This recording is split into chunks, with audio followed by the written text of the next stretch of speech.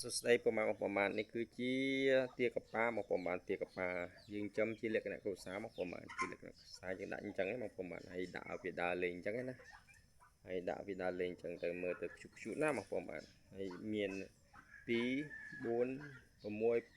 8បងប្អូនតូចៗហ្នឹង8បងប្អូនតូចៗ8អញ្ចឹងយើងដាក់ឲ្យវាដើរលេងអញ្ចឹងទៅណាមកប្រមាណទាកប៉ាវារៀងស៊ីចំណីបន្តិចប៉ុន្តែ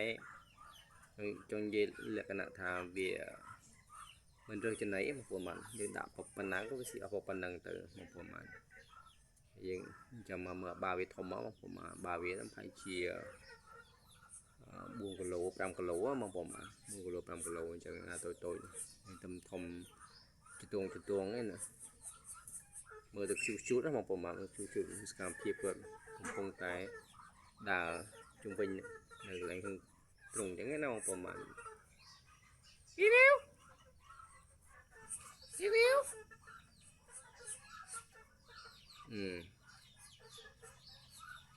អញ្ចឹងយើង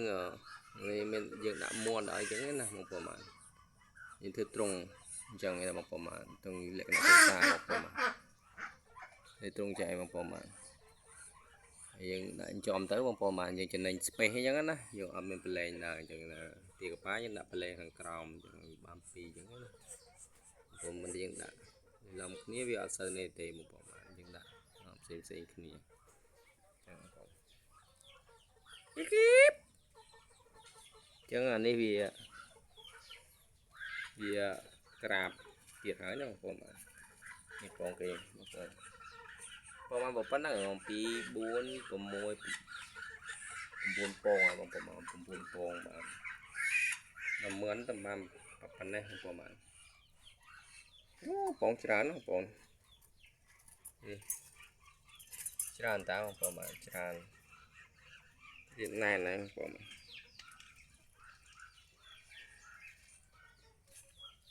យកមកគេស៊ីចំណីបងប្អូនបាទគេធ្វើទឹកណាបងប្អូនបាទធ្វើទឹកលេងអញ្ចឹងណាបងប្អូនបាទអត់អីទេបងប្អូនមានតែប៉ុណ្ណឹងបងប្អូនបាទជាសេចក្តីចុងក្រោយខ្ញុំបាទសូមអរគុណបងប្អូនតែងតែចូលទស្សនានៅវីដេអូរបស់ខ្ញុំបាទអញ្ចឹងណាអូខេបាយបាយ